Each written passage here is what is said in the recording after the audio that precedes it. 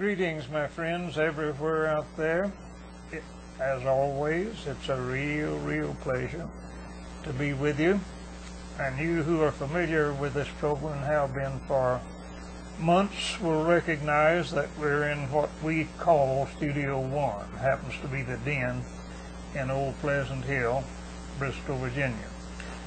I'm pretty bad to get into a lot of preliminaries, but I'm going to eliminate that today because we do have an interesting program that will require more time probably than we'll have. But perhaps we might get the same group again sometime if they'd be willing to come. I've been through these meetings before, this type of interview before, and I always know that there are questions that will be left hanging, even though we do our best to get everything within the limit of the program. Now, first of all, I'm going to let you know that this is a local. We're in Bristol, Virginia, Tennessee, and Sullivan County, Tennessee, Washington County, Virginia. A local paranormal group, and such groups are springing up everywhere now. And of course I know that there's a tremendous interest in this subject, and I have a tremendous interest in anything. You know, in the Bible it talks about the men of Athens who were always willing to learn some new thing. Well, I'm always willing to learn some new thing. I keep an open mind, a broad mind on everything. If I did not, I couldn't claim to be educated or continuing education.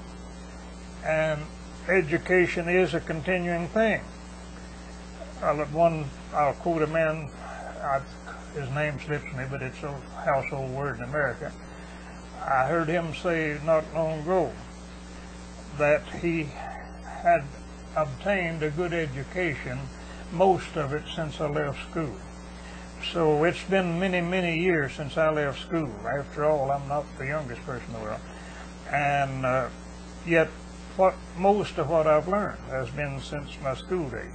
And on this program, I try to learn more and more and more. You can probably tell me, what is the official name of your group? We are the Haunt Masters Club. Okay. And give us your name as a member of the club. What is your name? My name is Tammy. All right. And you will please introduce yourself. My name is Tony. Okay, sir. And my name is Justin. Okay, and you're all members of this group? Yes. Okay. Do you have a regular meeting place, or do you just meet from home to home? Some of the people out there might want to contact you about this.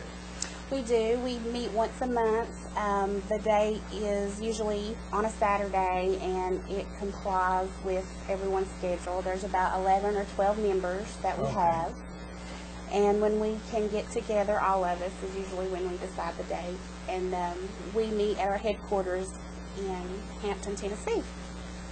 Do you have and we'll probably have time enough to repeat this at the end, but do you have a contact point, like a telephone number or something? Whom should they contact if someone wants to get in touch with you? We do have a telephone number, and we also have a website. Our website is www.hauntmastersclub.com, and you can go on there and sign our guest book and contact us in any way, and get all the information you need from that. All right. Now, of course, I have studied these subjects a great deal, and when we say paranormal, most people jump to the conclusion that we're a group that studies ghostly appearances and so on, but doesn't the word expand to include more things than just ghosts? Anything, what would you say? Anything beyond the natural laws, would that be called paranormal? That would be a good definition. All right. And of course there are things beyond natural law that would not actually be what we call ghostly appearances or things like that. There are other things that are beyond the natural law. I know that there are people in the world who want to explain everything by natural law. But I would say enough to know that everything cannot be explained by natural law. And I don't think it's any real mark of education to insist that everything have to have an explanation.